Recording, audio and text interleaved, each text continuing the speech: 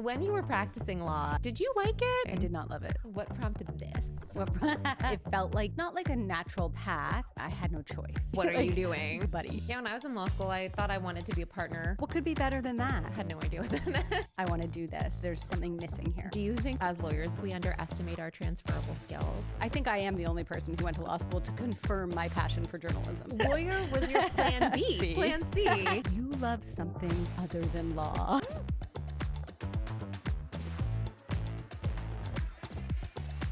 Hi everyone, welcome back to Non-Billable Hours. My name is Odette, and today I have someone that I have known existed for a very long time, my whole time of being a lawyer. Her name is Melissa Kluger, and I am so pumped to talk with her today. She is the founder and CEO of Law and Style Media, Inc., an independent Toronto-based media company that produces professional and stylish content for lawyers. The company's flagship publication is Precedent Magazine, and that magazine has been part of the legal community since 2007. LSM also publishes the Precedent A-List, which a lot of you out there probably know. It's a website for career announcements, job opportunities, exclusively for lawyers, and in 2025, Melissa received the Law Society Medal for her contributions to the legal profession. I actually had the honor of seeing her receive her medal and watching her speech. Congratulations, Melissa, and let's get into it. Deal breakers, scene 792. Welcome, Melissa. Thank you so much for being here. I always like to go back to the beginning. So if you could take us back to the beginning, what drew you to law in the first place? And what did you imagine back then your legal career would look like? I don't think I ever really imagined having a legal career. I certainly wasn't someone who grew up thinking that I wanted to be a lawyer. I was just someone who really liked school. Mm-hmm. And when I was trying to figure out what to do after undergrad, I was thinking about either doing a master's in political theory, a journalism degree, or a law degree. And my dad, who's a professor of chemistry, said, don't do a master's. If you go that academic route, it's not like in the sciences. It's not very social, and you're a social person, so you're going to be lonely for years and years. Journalism, you can learn. It's better to become an expert in something that you then are able to write about. So why don't you go to law school? Worst case, you become a lawyer. So lawyer was your plan B. Lawyer was kind of my plan B. Plan C. Just wasn't really my plan, yeah. What did you do your undergrad in? English and politics. Okay, that makes a lot of sense. And so you went to law school never expecting to be a lawyer, or thinking if you did, it was fine for a little bit? I think so. It was to be curious, to keep learning, to be with other smart people. Sorry, now I've just said that I was smart. But you are smart. Being in a good crowd and being challenged was appealing. And then the thing I loved the most at law school is starting a student newspaper. So I think I am the only person who went to law school to confirm my passion for journalism. Were you open about that in law school? When other students would talk about what kind of lawyer they wanted to be, or OCIs or whatever, were you kind of like, yeah, this is just kind of a learning experience for me? I mean, I got pretty swept up in law school stress. Even though I didn't know if I wanted to be a lawyer, I still wanted to achieve and succeed in the goals that were being set for me by the law school. So I found it a stressful process, and I guess I played along with it. Like, I did want to article and get called to the bar and have a law job. But I really got wooed into law because U of T offered human rights internships for summers after your second year of law school. So you could get a job with a Bay Street law firm and spend half the summer at the Bay Street law firm and half the summer at a nonprofit of your choice that they paid you for. So it was like they'd pay your salary while you were somewhere else doing a nonprofit job. And I was like, well, I didn't think I wanted to go to Bay Street, but if Bay Street will deliver this to me, that sounds nice. Yeah, I'll do it. So I got a job at a Bay Street law firm, and then they paid for me to go to New York City to spend 2 months working for the National Coalition Against Censorship. And it was amazing. So That's awesome. I guess I was like, well, law might not be exactly what I want to do, but it seems to be bringing me opportunities that are pretty exciting. I did end up being seconded for 2 months to Eddie Greenspan's criminal law office. Oh my God. I'm not sure. It seemed like kind of a magical thing that corporate law firm arranged for that to happen. So I spent my last 2 months of articling at Eddie Greenspan's office doing criminal law. Did you work with Marie, or was she already gone? Marie was there. It was much earlier in her career because that was like 20 years ago. So Eddie was the big force, guy. At the firm. I mean, they all were, but it was Greenspan, Henein, and White at that time. But it was Eddie who I worked the most with, and it was Eddie who he was used to having people come and work at his office who were people who really wanted to be criminal lawyers. Yeah. And I was not that person. I was sort of like, well, corporate law wasn't really my thing, so I'm just here passing the time until I can be finished articling, wanted to try something new. And I remember him sitting across from me and looking at me and saying, you love something other than law.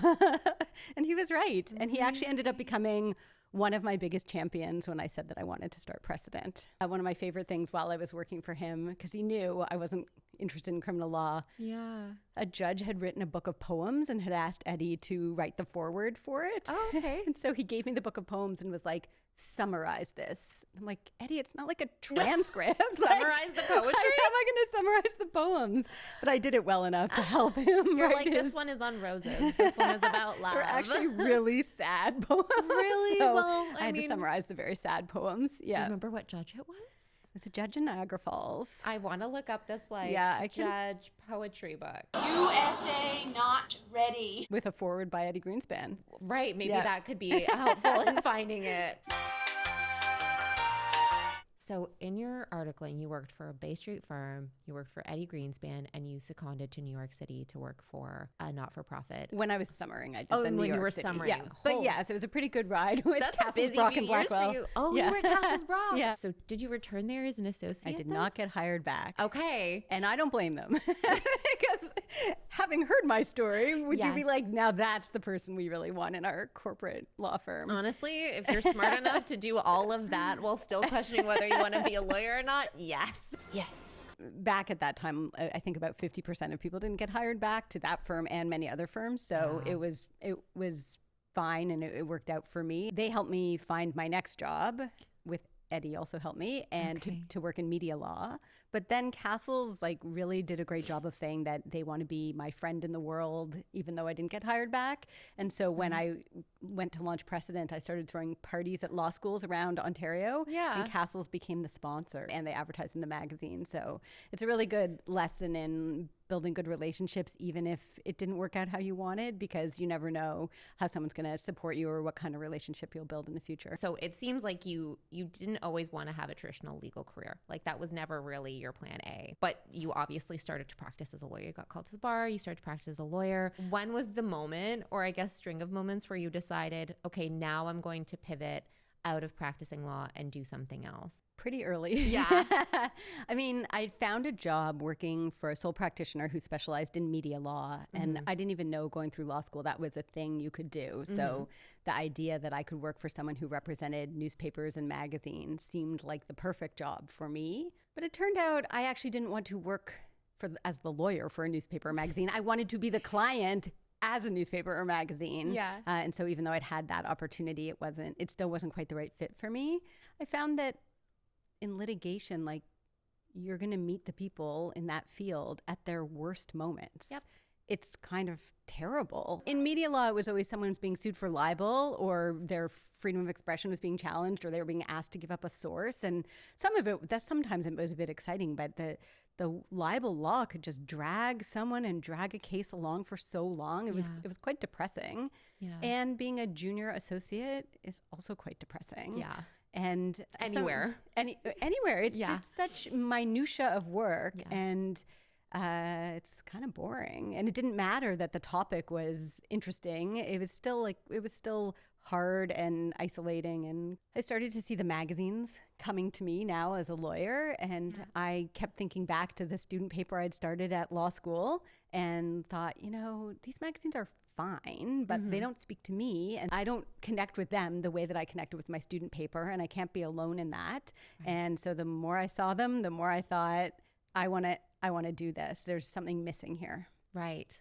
So is that the moment then that you were like, there's kind of a hole in the legal industry that I want to start? Like, was that you're the founder, CEO, everything of Precedent Magazine, which is a magazine for lawyers. So was that the impetus, or did you have in the back of your mind you wanted to do something in print or publication and they kind of married together? What prompted this? I love that cover. I know, sorry. Can we talk about how amazing this cover is for a second? This is the first ever cover. That's the first ever. Of Precedent Magazine. First ever whole issue there. Yep. That's fantastic. And so you said you saw things coming to you and you felt that there was a gap. Is that what it was? Do you want to see what the other covers used to look like? love to. This one here? That one. So this is just one example of what kind of covers were out there. This is 2006. I started Precedent in 2007. Wow. This is a BlackBerry on the cover. That was Lexpert. This was Canadian Lawyer in 2006. Yep. It's not to say that occasionally someone younger or female appeared on the cover, but almost never. Right. And I was a new lawyer, and I had this like vibrant life in law school with lots of young people. And then the magazines that came out were like just old people. Yeah. Old white men. A white man? Yeah. And it was disappointing because that's not what I thought law was. And my law school class was the most diverse group of people I had learned among in my life. And it didn't feel like those magazines were reflective of me or of my classmates. So it was time to do something different. Talk me through that process. When you decided that was going to be your next move, I guess it's not like you were taking a step away from a career you had always dreamed of. It was did it feel like more of a natural, okay, this is where I'm going now? I definitely felt compelled to do it. Like I knew I had to, but it did feel like a risk because it was starting a business, which I didn't really know much about. Mm-hmm. And it wasn't an easy business either. So it was kind of crazy to do it, but it felt like not like a natural path, but that I had no choice. Like it just felt like I must do this thing. I actually found that my law degree was surprisingly helpful in this way because I found that people who I asked for help outside of law or within law, like whatever the question was or how I was trying to learn what I was going to do and how to build this business, people took me seriously because they figured if I was giving up being a lawyer, having gone to U of T Law School, articling on Bay Street and working as a lawyer, then I must really be onto something or I must be worth meeting because I was making that decision. Right. The law part really didn't factor in, but I really do feel like people paid attention to what I wanted to do because of the background that I had. Yeah, it's the most prestigious law school in the country. Obviously, people were like, well, she's obviously smart. She's obviously driven. She's accomplished. And now she wants to do this thing. So she like has a vision. Like, why wouldn't they meet with you? Right. So people were quite generous with their time and support. Yeah. I even took a 2-day course at what was formerly known as Ryerson called How to Start a Magazine. How to Start a Magazine. Really? I'm so fascinated when I chat with people who are practicing lawyers and then they start a business. Did you quit being a lawyer and then start to have these meetings with people? Or was it something you were kind of putting the feelers out while you were still practicing? I don't remember the timeline exactly. I don't think I got started on really making the magazine until I said goodbye to my media law job. The nice thing was that because I had my legal experience, there were part-time jobs that I could get as a lawyer that other people wouldn't qualify for. So I did document review work. Oh, doc review, I don't know if document reviews still exist because an AI bot could definitely do a better job than I did on doc review. Well, my friend Yana, who was here, literally transitioned into doc review when she decided she wanted to become a yoga instructor. Oh, yeah? So she was a guest quite early on. And she was sitting exactly where you were telling me about how she found doc review and how that allowed her to pivot into doing something else while still having like a reliable income. And working in the law. It was great because it paid all right. And it was work you didn't need to bring home with you. You just went and looked at documents. In hindsight, I probably should have started some kind of high-tech doc review company because there was a lot that could have been improved on has improved in leaps and bounds since they were like, let's put humans in front of these long documents and have them type things. It's become a lot better than it was, but it was good for me because it allowed me to start off working a lot of hours and then kind of scale back as Precedent was ramping up. And I guess I had a date that it was going to launch, but also an idea that it couldn't launch until I'd sold enough advertising for it to break even. So that was sort of the place I was working towards. How did you decide in those early days what kinds of things you wanted to cover, the tone you wanted to set? Like, what was your process? Some of it was inspired by the student paper that people want to share in community things they have in common and they want to see each other being represented. But the idea was really to be not your average trade magazine, to be a little bit irreverent, still professional, but a little bit irreverent, to talk about things that all lawyers care about, not this is our personal injury issue, or this is a real estate article. Yeah. We weren't going to write about those. Occasionally, if something came up, we might. But for the most part, we wanted to write about law-related things that every lawyer could be interested in reading. Yeah. And we also wanted to recognize that lawyers aren't just lawyers in the office. They're also lawyers outside the office. And talking about their lives outside the office was also really important. Yeah. This was all, I want to say I didn't even have Facebook when this started, or maybe it was early days. So lawyers didn't have ways to share about their personal lives in the way that they do now. Right. So just profiling like a lawyer's hobby, actually, can I Please, reach for I this? was going to say, can we flip through and you can show me some Yeah. things, because I would love to. Oh my God. So this is lawyer Matthew Dewar. Oh my gosh. And he is in, I think he might still be in, an 80s cover band. And he plays a kazoo. I think he plays other instruments as well. That's awesome. And the idea that like you might know this lawyer in your day-to-day legal practice, but you might not know this about him. So at the time, that was kind of revolutionary. We also, in our early days, we had a fashion show. We held 2 fashion shows with lawyers on the runway. That idea that also lawyers want to get together and have a fun time together, and that fashion kind of also matters to lawyers and is important. So it wasn't just frivolous. It's learning and educating on sort of what to wear to work, what to wear to an event. And that's actually coming kind of full circle when I was getting nominations for the Law Society Award, which is how we know each other now. Yes. One of the lawyers who put in a nomination for me spoke about how Precedent brings transparency to the profession and talks about the things other people don't talk about. Mm-hmm. And when you're new to a profession, if you don't have family that are already lawyers, or you're well connected in a community, there's a lot of secret things about law that you don't know. Mm-hmm. And he was saying that our content in many ways helped him advance, not just on the legal content, but even like in this issue we did, I think it's like ties to wear for fall. Hold on, let me see. Like back in the very early days. And here, fit to be tied. Many of these people are still practicing lawyers that I know. But we went to Harry Rosen. We had Harry Rosen pick out ties for these guys. Hey, I like the tie. This is 2007. They might look a little dated now, but it seems fun and it seems silly. But for the lawyer coming up who doesn't have a family that dresses up in suits, doesn't have family where anyone's a lawyer, Or might not even have a dad who wears a tie to work. Right. Yeah. This kind of guidance was actually really important. And I'd always sort of known that, but hearing someone say that, like, that's why precedent mattered to me was a really good reminder. That's amazing. Yeah. And so that's one of the individuals who nominated you for the Law Society Award that you were awarded last May. That's right. So were you surprised that you were nominated, or did they give you an advance warning? Someone has to nominate you, so you kind of know that it's actually quite a lot of work to be nominated. And you need like 7 letters of support, and it's a big process to do. Yeah.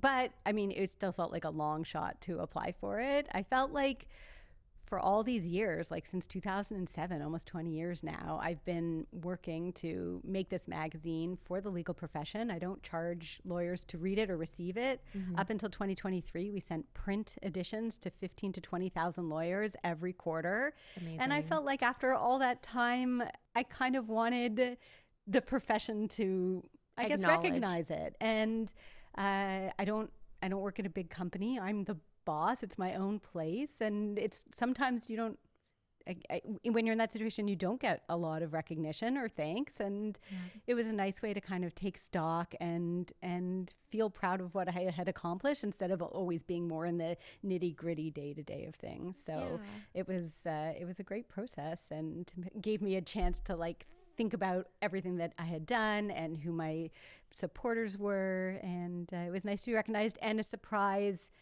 I think the Law Society is a pretty traditional place. Yeah. And in fact, was one of the reasons I wanted to start Precedent, to like shake things up a little and to question and challenge things. And so for that organization to recognize me and recognize what Precedent had brought to the community was really meaningful to me. And I'm sure it was meaningful to a lot of us, because I've known about Precedent. I've been practicing for 11 years, and I've known about Precedent the whole time. And I think almost every lawyer you talk to, in Toronto certainly, in Ontario, like we all know it. And I think that, yeah, after 20 years, you deserve literally deserve a medal. And right? I got a medal. And you got a medal. Yeah. I was there because my cousin Chris, who's one of the reasons I became a lawyer, won a medal. And then I saw that you were on the program, and he encouraged me. He's like, you should go ask Melissa to be on your podcast. She'd be perfect. I'm like, no, she's getting an award tonight. I'm not going to go, cold pitch my podcast here. But I got up the courage to ask you by email. I'm glad you did. Many months later. And I'm really glad that you're here. Going back to those early days of Precedent Magazine, what was like one or two of like your biggest challenges? I think the biggest challenge when starting Precedent is that the legal magazine landscape did not welcome a newcomer. After this first issue, we profiled a lawyer who was an IP lawyer and his house. We took pictures of him in his house. Yeah. And after, he said to me, he was happy to be in the first issue, and he said, do you have a trademark yet? I'd be happy to help you with your trademark. And I was like, no, I don't have a trademark yet. So he applied for it for me, or I can't remember the details, but it turned out that another legal publication had already taken our name and applied as a proposed use or an intended use in the future. He said, okay, let's go. And it actually ended up being like a huge problem that someone else had put a claim on the name of our magazine. Without intending to use it, just to like I don't block you know. from trademarking? I don't know. And I did get that sorted with the help of Eddie. Back to Eddie, Thanks, stepping Eddie. in and helping me with things. I think he just made a call to the competitor and was like, buddy, What are like, you doing? Let it go. And then that cleared the path for me, which is amazing. That's huge. And when we launched Precedent, Canadian Lawyer Magazine launched a magazine called Canadian Lawyer Associates the same week or month that we were launching.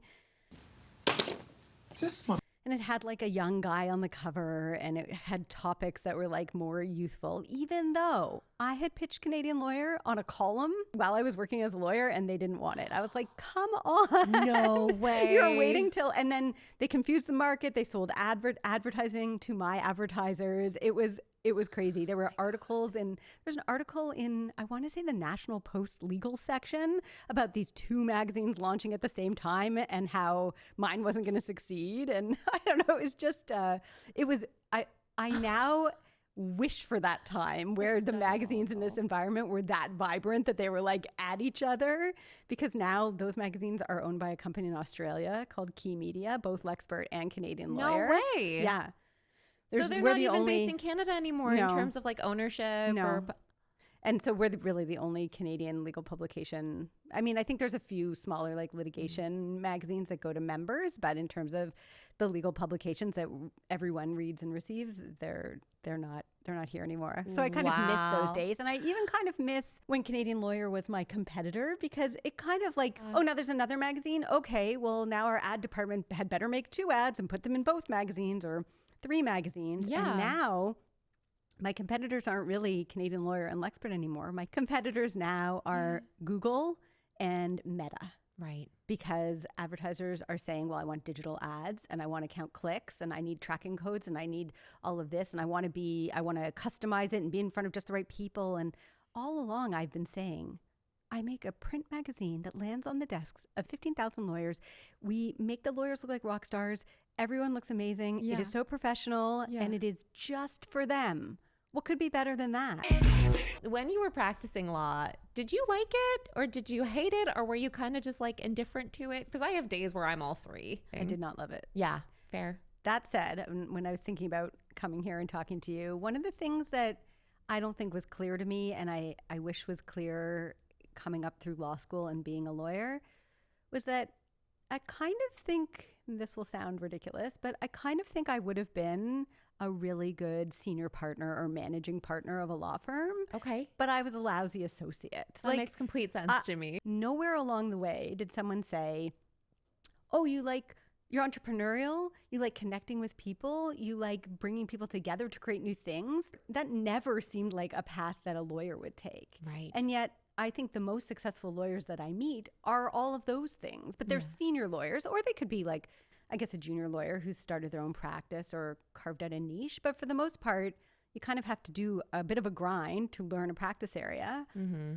But once you do, it's those other skills that would make you a great lawyer. So I kind of regret not having ever seen that as I went along, because I think those skills would have served me incredibly well and would have made me a great lawyer. But the process to get there, it wasn't obvious. And I don't even think I was on the right path, which also brings me to my weird theory about litigation versus corporate law. Oh, in yeah. law school. Tell me. So where did you go to law school? I went to Western, super corporate. Okay. I wanted to be a corporate lawyer, not knowing what that meant. Okay. And then got hired at a litigation firm. Interesting. And have only ever practiced. So I litigation. was kind of the other way around, that at U of T, it was pretty corporate. Yeah. But I was like part of the camp of like, I am progressive. I am left wing. I am not corporate. Down with Bay Street, even though everyone wanted to work there anyway. Yeah. But it somehow was told to me that if I was progressive and left wing, then I was a litigator.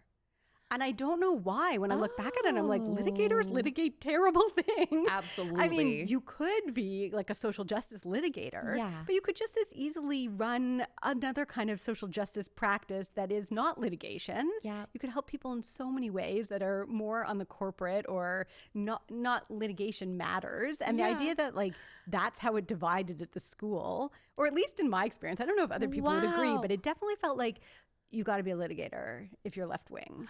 And so I kind of missed out on all the skills I could have learned in law school about business. And I just ruled them out, like, oh, I don't care about business. That's right wing. And like then I went and ran a business. And I wish to this day that I had learned a lot more about what's involved in running a business and just the intricacies of business and all the legal stuff that would go along with that. So it makes me think about how wild is it that when we're students or when we're early lawyers, we hear something or there's some sort of like concept that's almost like drilled into us or introduced to us. And then that actually shapes what we think are like what opportunities we believe are available to us because of our political leaning or like who we are as people, or like whether you're an INFJ or an ENPT. I don't know what the other ones are. I was told I would be a horrible litigator when I was in my undergrad because I was part of the student government and we got these like tests. And this man came to us and he had you fill out all the, oh my God. So it was like hours of questions. And I'm in my last year of undergrad. And so he's like, oh, okay. And you want to go to law school? And I'm like, yeah. And he's like, you shouldn't be a litigator. And I'm like, why not? He's like, because all of your scores lean towards planning and thoughtfulness, and you don't like conflict and and litigators need to think on their feet, need to do this and need to do this. All of the reasons he told me I would be a bad litigator are actually all the reasons I think I'm quite a good litigator. Because I prepare for the worst case scenario. I look at something from all angles, and then when I go to court and something unexpected happens, I can pivot. Right. I love that what you said about you don't think you didn't love being a junior, but you would have been a really good managing partner or senior lawyer. I think that's true of a lot of people. Yeah. Because being good at the slog or the junior work doesn't mean that you have the skills to be good senior management. And having the skills to be good senior management doesn't mean that you're good at like the countless like hours of legal research or writing 20 memos that are all the same thing or motions or whatever. Right. They're completely different skill sets. And I don't think anyone really teaches the senior management skill sets that you really should be learning along the way. Yeah. If you're going to keep being in law, you need to be prepared to take on leadership roles and think creatively and build connections and network. And absolutely, where are you going to learn it? I don't know. Even manage a clerk and an assistant. Like from the time you're a junior lawyer, typically you'll have people working with you on your team that you're technically supposed to manage, and you're kind of their boss in some instances. In others, you're absolutely their boss, and you're not taught how to be a good manager, right? Or how to be a good team player. Yeah. They need to have like, I know we have like CPD and different courses and stuff, but kind of the way you took a like 2-day how to run a magazine course. I think we need like a 2-day or a week-long like how to manage people course. That's just a straight shooter with upper management written all over him. For sure. For every lawyer, because we all have to do it at some point. Yeah. Did you find anything from your legal training was particularly helpful in starting up a magazine, or did you have to learn most things from scratch? No. No. Other than what I'd said before about how having that credential made people pay attention to me. Yeah. To be honest, like I don't know what I learned in law school. I'm how to do Jaeger bombs. I've thought about like returning to practice in some ways sometimes. And I actually don't know the first thing about practicing law. Having gone to law school, articled, worked at a law firm, I would not know the first thing about how to be a lawyer, but I mean, I did start my student newspaper there. And so I did learn the things I needed for the career I was going to have, even if it wasn't to be a lawyer. Do you think that as lawyers on the opposite side of it, do you think we underestimate our transferable skills? Like if you've been practicing for a while and say someone wants to like pivot out of the law, I've talked to so many people and they're like, I wouldn't know the first thing about X. But do you think even just going through law school, articling, becoming a lawyer, do you think we underestimate our ability to kind of adapt to different things if we want to pursue something different? I think lawyers do and tend to seem a little bit trapped or feel like it would be a very big leap to do something else. Yeah. And I don't think that is true. I think lawyers could do a lot more things than they realize that they could do. And having I guess like, it's pretty rigorous training. You have to be pretty smart. You make a lot of good connections. All those things can transfer to somewhere else and to something else. Yeah. I'm sure you have a lot of favorites over the years in terms of things you've covered in Precedent. But is there a certain theme or a certain story or series of stories that you really feel talk to like the overall reason you started Precedent? I'm going to reach for this issue. Please, yeah. This was our second last print issue, and this was our last Precedent Setter Awards issue. And I think for at least 10 years, must have been more, we identified outstanding lawyers in their first 10 years of practice, and they had to be outstanding both in the work they did in their practice, but also outside of their jobs. And I just like thinking about like finding these people, like they got nominated and then we'd bring them into a studio for a photo shoot and do their hair and makeup and help them choose their wardrobe and just make them people that you may have never read about before into kind of like legal rock stars has always been so rewarding. And like learning about these people, how good it looks. And probably showing them in a light they've never seen themselves in before too, right? And giving them that confidence. And that's a beautiful photo. This really goes back to sort of like, it's kind of like going back to this first issue where it was putting someone on the cover that wasn't who you used to see on the covers. And not just any old picture, but in a really empowering picture. Like in this one, she has the market bouncing out of her hand. She's like single-handedly preventing a recession. I love it. I love her posture. I love her expression. Like everything about that is so iconic. So I think the Precedent Setter Awards just really carried that on, that idea that your idea of what a lawyer looks like isn't your idea of what a lawyer looks like. And we're going to change that. And we're not going to change it by writing a series of diversity stories. We're going to change this just by living in a more diverse environment. Yes. And I really feel like that's what made Precedent reach the whole community, like you said, and at the same time kept putting people on the cover that I thought were the people that represented what a lawyer looked like, which was really changing the dialogue. So like from the first issue all the way to the end of the print, that's what we did. And so I guess I've always been really proud of that. That ongoing idea that what we're always doing is making law more transparent, I think really makes law also more equitable so that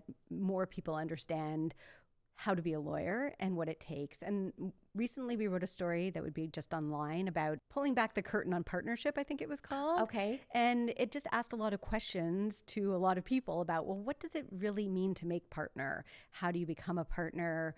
Once you are a partner, is it actually good? Like what does it mean? Because lawyers go into law firms and it's just another one of those legends of like, well, then I'm going to become a partner. Yep. But do you want to be? And what does that mean? And who on earth would you ask if you were not sure? Yeah. And so the chance for us to reveal that so that everyone knows as opposed to only people whose parent is already a lawyer or who has a lot of connections in the legal community. So I'm really proud of the stories we do that level the playing field. Yeah, when I was in law school, I thought I wanted to be a partner. I had no idea what that meant.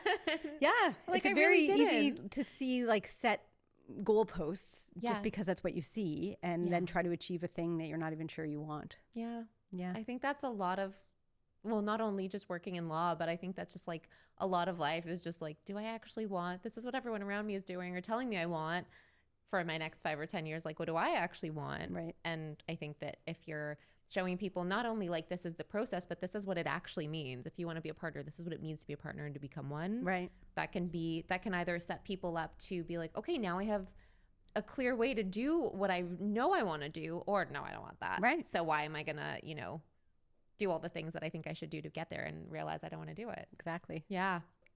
If you could sit down with your 1L self for 5 minutes, 5 minutes, My 1L self. what would you tell Melissa, Aw. U of T first year Melissa, about anything of your choosing? That's a good question. I was really stressed out as a 1L student. Mm-hmm. Same. I don't know. My daughter's in high school now, and she's just gone through, it was just exam period. Yeah. And I was like, well, how much is this exam worth? 10%. I'm like, it's worth 10%. You barely even need to go to that exam. You We already were have like good marks. 100% finals in law the, school. The thing I think about most going back to first year law school was that I wrote 100% exams at the end of the year. And that was very terrible. Yeah, 10% exam. I want to. to, Don't even go. So I want to tell my 1L self not to worry, but it actually was a thing to worry about. Like all that you put in, all rides on this one test. And how wild that is. It's so wild. I don't think it's like that anymore, but I'm not sure. And those 100% exams sucked. Yep, that's fair. And you have every right to have had them feel very stressful. Yeah. But I don't know what I would tell myself to have made it better, because That's you fair. still had to succeed at doing them. And honestly, like sitting here being like, that was wild. And that's not how real life is. Yeah. Life usually isn't 100% exams. Usually it's No. made up of more smaller moments that make up the whole piece. And like making everything ride on something and making everyone stress out, like for what? yeah. What's the point, Ventura? I don't know. I have a lot of that. Power but- trip. I guess. I mean, it's very efficient. You only have to mark one thing. That's true. That's true. Oh my gosh. Sorry, slight side tangent before I ask you my final question. But now, like, we're hearing from teachers that like students are using AI to write their papers, but like teachers are using AI to mark the papers. Oh, wow. So it's like it's just robot on robot, Oh, and the no. people are just standing back, putting their name on things. And like, what is education? Yeah. My last substantive question for you actually has to do with like your future hopes for Precedent. Like, so you're all online now. Yep. Do you want to grow it? Do you want to maintain? We are in the process of relaunching a website. So in addition to Precedent, we have another site called the Precedent A-List, which is a site for career announcements and I job remember the opportunities for A-List. lawyers. Yeah. And we built it launched in 2010. And it's only been updated once since then. And it's a Okay. pretty technical site, because law firms can log in and buy credits, and then they post the announcements. And it sort of runs itself in a way. It doesn't really run itself. I work like crazy hard on it, but It has the illusion of running compared itself. to like writing a story for a magazine where you have Yes. to fill blank pages and the word count has to be perfect and you have to fact check it and get art to go with it. Like, it's such a puzzle. Right. The A-List is really the community creating the news that everyone wants to read themselves. Right. It astounds me that that's what people want to read, that just as much as they want to read our Precedent content. So currently I'm quite focused on the relaunch of this site and the new things it's going to be able to do. To be honest, I don't know, I guess it's a struggle right now. Creating journalism, any kind of journalism, is an incredible struggle, because my competitors are Meta and Google, and because of the threats of AI, the model for journalism just doesn't work anymore. Right. So my hope for the future for Precedent, it survive and it continue to provide journalism and unique, well-researched, much needed content for our community. Yeah. And it's the A-List site that is funding it now. Pretty Right. much. We have some advertisers, Yeah. but it's the law firms paying for announcements that really helps to fund our journalism. So I think I'm putting a lot on the new site that we're about to launch and the opportunities there, because every time someone posts there, they're helping us continue to be able to provide the legal journalism through Precedent. That's awesome. So if someone watching this has Yep. any say over their law firm budget, Yeah, they visit should- the A-List. they should, to keep this magazine going. Absolutely. That really so many lawyers like look to and read. And if people want to go to Precedent or the A-List, what Yep. are the websites that they can find it at? Precedent is precedentmagazine.com. Nice. And the A-List has a less good URL. URL. A-list.law and style.ca. But Awesome. if you just Google Precedent A-List, it will come up for you. I Yeah. think supporting journalism, especially now, is so important, because I like reading things that are written and researched and produced by humans. It's a hard fight, but I think it's one worth having for sure. And I think that value, that transparency we're delivering and the reasons why we make Precedent is valuable. It's not you can't replace that with AI. So No. I hope that we continue to have that opportunity to keep publishing. I hope so too. Thank you. Okay, my last question for you is a random one. This is so random. If you had to give a TED Talk tomorrow on something that isn't law or publishing related, what would you or could you talk about to a group of people off the cuff that you know enough about to do that? I'm really into crafts. Amazing. So I would probably, I don't know how good it would be as, there'd have to be like visuals with the lecture. I don't know how much people would want to like hear the story of my cross stitching or my sewing. You underestimate how into crafts people are. I mean, I just feel like they would be hard to describe without a present. Okay, it would be a presentation. Yeah, I You would do can a have a presentation. slideshow. Yeah. Ever since, like, I've always liked crafts, but during the pandemic, my daughter was 9 when it started, Yeah. and we kind of just crafted our way through the pandemic. That's So really I had inherited my grandmother's old Singer sewing machine, but I had never used it. So Yeah. we like got it out and taught ourselves to sew, and we've just done so many together, and myself independently have just done a lot of crafts. And the thrill, I think it's the same thrill as making a print magazine, Yeah. that like you put in all this painstaking work to come up with a finished product that is so thrilling And tactile. yeah, And you can see it and touch it. and I've always loved that. And so a craft can be quite simple, and if you follow the rules and you work really carefully at it, you can just have something you're so proud of. And yeah, I could talk about that for a long time. I could see it.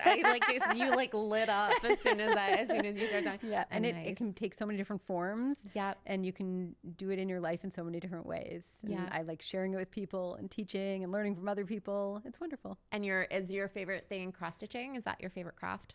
I'm currently embroidering, Oh, okay, nice. but I don't know. I don't have a favorite. That's I good. like the crafts like come to me, and then that's the craft I'm doing. Oh, I do really like fabric dyeing and stamping of things. Okay. Yeah. You should teach. Have you taught your daughter how to do a tie dye yet? We've done some tie-dye. Have you? Yes. Okay, nice. Well, Melissa, it's been really lovely. I'm so glad that you said yes to coming on the podcast, and it's been really lovely chatting with you. Thank you so much for asking me. Oh my gosh, my pleasure. You were like the person that I was like, if she says yes, I'm Aw. like so happy.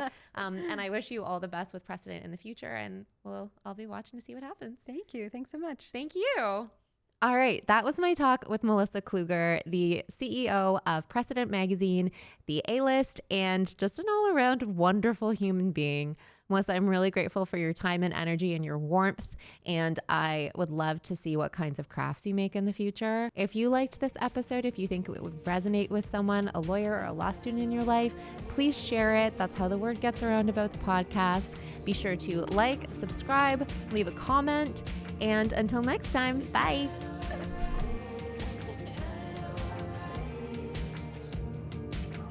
One take, Charlie.